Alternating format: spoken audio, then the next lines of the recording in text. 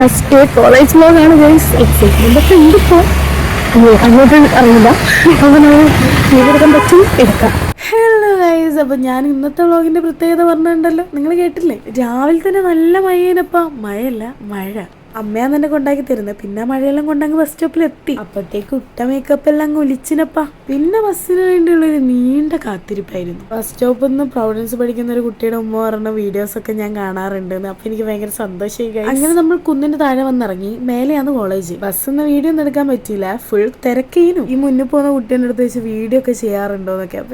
അപ്പൊ എനിക്ക് സന്തോഷമായി. എനിക്ക് വയ്യ. ചിലവരൊക്കെ നമ്മളെ തിരിച്ചറിയുന്നുണ്ട് എന്ന് പറയുമ്പോൾ ഒരു സന്തോഷമല്ലേ?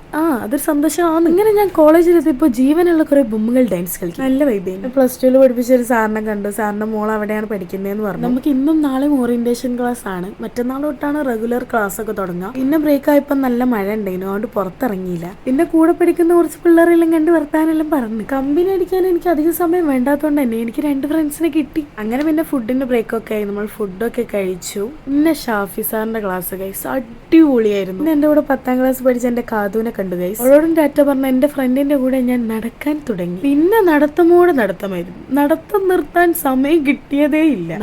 നടന്നൊരു വഴിയായി. സത്യം പറഞ്ഞ ഒന്നാമത് അവിടെ റോഡ് പണി നടക്കുന്നതുകൊണ്ട് തന്നെ ബസ്സിന് ക്ഷാമമായിരുന്നു. സോ നടത്തം ശരണം. ഒരു പാലത്തിന്റെ മുകളിൽ നിന്നേ ബസ് കിട്ടു. ആ പാലം വരെ നടക്കണം. എത്രയുണ്ടെന്നാ? ഒരുപാടുണ്ട്. പിന്നെ സംസാരിക്കാൻ 2 ആൾക്കാരുണ്ടായതുകൊണ്ട് അങ്ങനെ സംസാരിച്ച് പോയി. ഒരുപാട് നേരം നടന്നുകൊണ്ട് തന്നെ വീട്ടിൽ വന്നപ്പോഴത്തേക്ക് എന്റെ കാലൊക്കെ അങ്ങോട്ട് പൊട്ടിയുണ്ടേനി. ബസ് കയറി വീഡിയോ എടുക്കാൻ പറ്റിയില്ല, തിരക്കേനൊടുക്ക. ഇനി ഞാൻ എൻ്റെ തറവാട്ടിക്കാന്ന് പോകുന്നത്. അക്ഷയയിൽ അമ്മ ഇരിക്കുന്നുണ്ട്. അപ്പൊ അമ്മേൻ്റെ അടുത്ത് പോയിട്ട് വണ്ടി എടുത്തിട്ട് പോവാലോ, അങ്ങനെ ഒരു പ്ലാൻ. എൻ്റെ അമ്മ വീട്ടിൽ ഉറങ്ങാൻ സ്ഥലം ഇല്ലാത്തതുകൊണ്ട് അക്ഷയയിൽ വന്ന് കിടന്നുറങ്ങാൻ. പണി കഴിഞ്ഞ് വന്നതിന്റെ ക്ഷീണാന്ന് ഗൈസ്. പിന്നെ എൻ്റെ കുറച്ച് ക്യൂട്ട്നെസ് വാരി വെതറ്. പിന്നെ ഇതൊക്കെ ഞാൻ അവിടെ നിന്ന് സ്നാപ്പിലെടുത്ത കലാവിരുതുകളാണ്. കണ്ടില്ലേ എന്തൊക്കെ എക്സ്പ്രഷൻസ് ആണല്ലേ. നവരസങ്ങൾ വാരി വെതറുന്ന ഞാൻ.